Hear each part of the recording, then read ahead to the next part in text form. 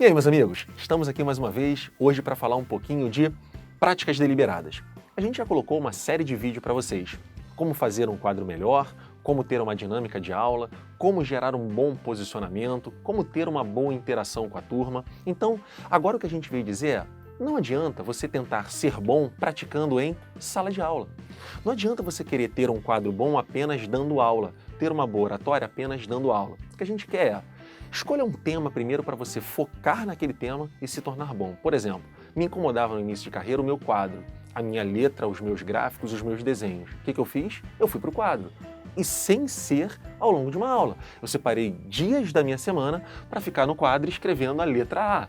É claro que no início da carreira parece fácil, né? Eu dou pouca aula, eu tenho muito tempo extra. Agora, se você já é um professor muito atarefado, mas precisa melhorar o quadro, no final do seu dia, separa 5 minutos. Se você achar que 5 minutos é muito tempo, faça 3 minutos depois da aula e aproveite aquele momento para treinar o seu quadro, treinar os seus gráficos, ou desenhos, ou mapas, enfim, as grandezas que a gente envolveu na preparação de quadro para que você fique bom naquilo. Terminada essa etapa, você pode passar para um novo passo, mas desde que não seja em sala de aula. Na sala de aula, o melhor é não arriscar nenhuma técnica nova no primeiro momento, certo, Hansen? Certo. E isso, infelizmente, é exatamente o oposto do que a gente é obrigado a fazer na nossa vida de professores. Se você reparar, a maior parte das pessoas aprendeu ao mesmo tempo como falar, como se posicionar, como controlar a turma, como passar o conteúdo, como fazer um bom quadro, como controlar o tempo. Como que aprendeu isso? Durante a aula. Pessoal, isso não é a melhor maneira que tem para se aprender a fazer uma coisa.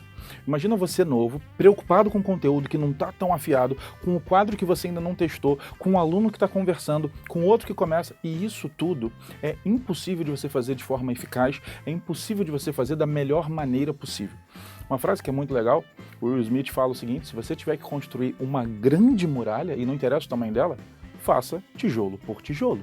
Comece tijolo por tijolo. Então o que acontece é o seguinte, se você tem um começo de carreira aí e você tem muita coisa para melhorar, calma, melhore cada coisa. Ah, eu quero falar melhor, então fale. Ah, eu quero escrever melhor, então escreva. Ah, eu quero ter mais conteúdo, então estude. Só não deixe para fazer isso durante a aula. Acredite, vai ser muito mais difícil.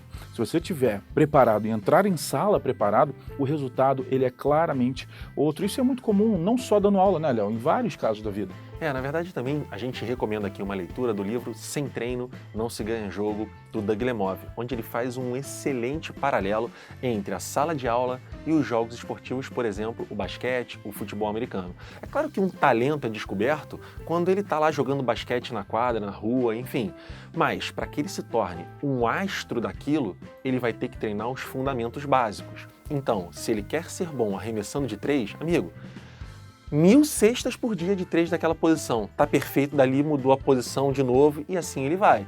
Depois eu quero ser o melhor enterrador de bolas. Eu só posso treinar enterrado. Mas não dá tempo de treinar ao longo do jogo fazendo uma dinâmica de muitas coisas. Então, o professor que quer ser bom de quadro, treine quadro. O professor que quer ser bom de aula, treine a oratório. Depois treine o posicionamento, enfim. Treine separadamente. As práticas precisam ser deliberadas, ok?